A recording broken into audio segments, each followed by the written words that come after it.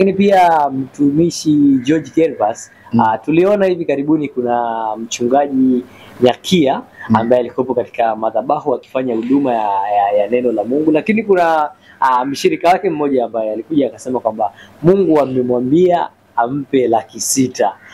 Hivi kuna uhusiano gani kati ya mshirika na mtumishi, ama mtumishi anaweza kusikiliza maongezi ama maagizo ambayo yamepatikana kutoka kwa Mungu kama anavyodai yule mwanamama na yeye kuweza kuyafanyia kazi? Kwanza niseme tu watu wote ni watu wa Mungu.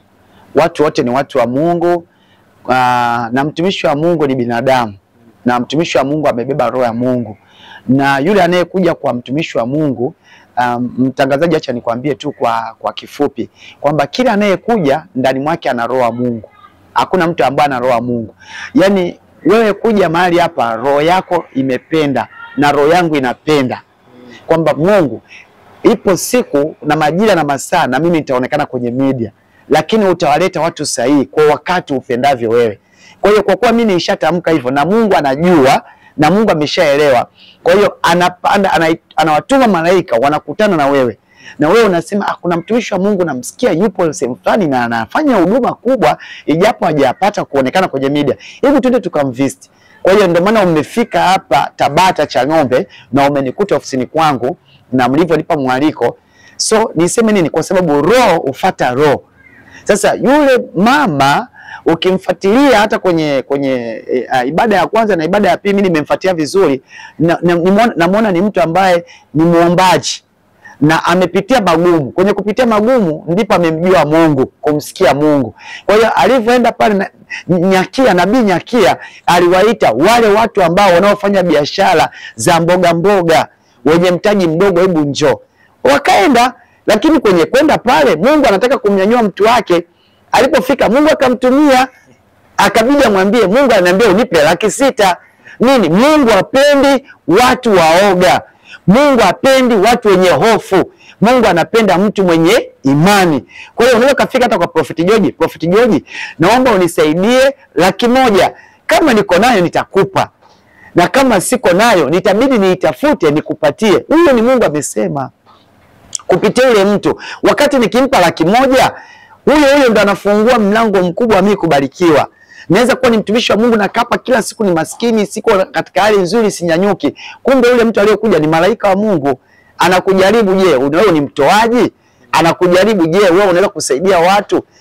Nikitoa tu ndio milango na mimi ya kufunguliwa sasa kupokea fedha na mali nyingi zinakuja kwangu.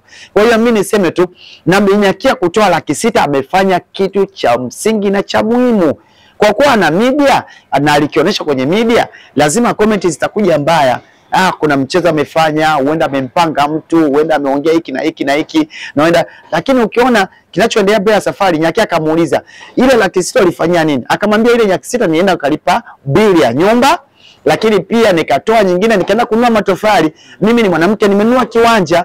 Kwa hiyo akamwambia tena, ikiwa umenunua kiwanja, je, una uwezo tukuongezea matofali mangapi? Sasa ule sio mchezo.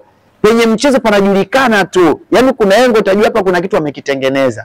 Kwa hiyo Nyakia amefanya kitu cha maana. Na sisi watumishi wa Mungu tuna haki ya kuiga watu wanapofanya madhabahuni kwenye vitu vizuri na kuwasikiliza hao watu wa Mungu wanaokuja kwetu. Ni Mungu anakuja mzima mzima. Kwa hiyo wewe mtumishi wa Mungu kama ni mchoyo, hauna roho ya kutoa, uweze kufanikiwa. Ndio unakuta huduma zetu zinadumaa. Mtu akifanya vitu vikubwa kama hivi, badala ya kumsupport ndio tunaanza kumnyenga. Na wanaomnyenga ni hao watumishi ambao hawana roho za kutoa. Na wanaosema ni hao watoto wao wakiwao, kwa sababu baba kama hana roho ya kutoa na watoto wake hawatakuwa na roho ya kutoa. Kwa hiyo kazi yao itakuwa ni roho za kukufuru muda wote. Kwa hiyo utaona hata kwa Jodevi pale. Kwa nini watoto wa Jodevi wengi Jodevi ametoa? Na ukiona watu wanaosali kwa Jodevi wengi utakuta asilimia kubwa ni watoaji, kwa sababu wanamuona babao ana roho ya kutoa na anafanikiwa. Jodevi anatembea na magari mangapi ndugu yangu? Yaani msafara wake ni vyuma. Hata wewe mwenyewe kama ukwenda kusali utabidi uende kusali tu. Kwa sababu unahamu na lile Range, unahamu na ile Range Rover, unahamu na ile V8, una nini. Yaani unavyoviona vingi vinakuvuta. Hata wewe mtangazaji hapo ulipo tu media. Na kuona una hivyo smart. Natamani na mimi nipige jinsi yako. Nitabidi nitafute hii jinsi ya Lee.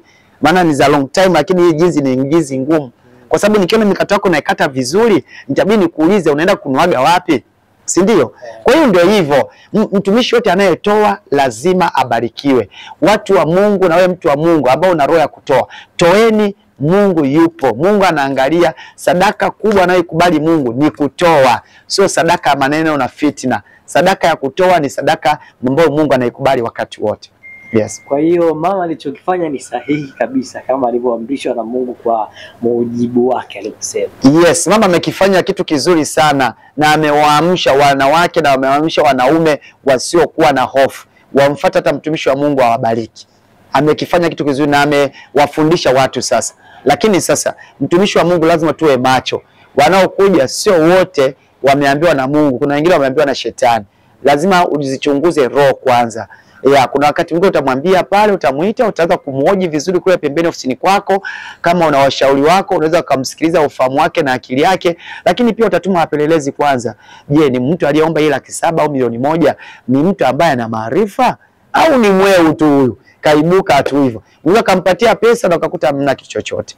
Kwa hiyo ni vizuri sana watumishi wa Mungu tuwe makini. Kuna watu wanaweza kainuka kwako anahitaji milioni 1, kumbe ni mweu kabisa. Na amekuja tu kwa ajili ya kuja kupotosha na kuharibu. Kuna mwingine akasema Mungu ananiambia unipe gari, Mungu ananiambia unipe kiwanja, Mungu ananiambia, na wewe ukafanya, kumbe maskini huyo mtu usifanye na akakutangaza vibaya. Kwa hiyo tukae kwenye pande mbili, kujua huyu ni mtu wa Mungu kweli au ni mtu wa shetani. Yes. Asante sana kwa wale wote ambao wameweza kushare na sisi hapa. Amina, Mungu awabariki, karibuni sana, na Mungu awatunze na taifa kwa ujumla. Asante sana.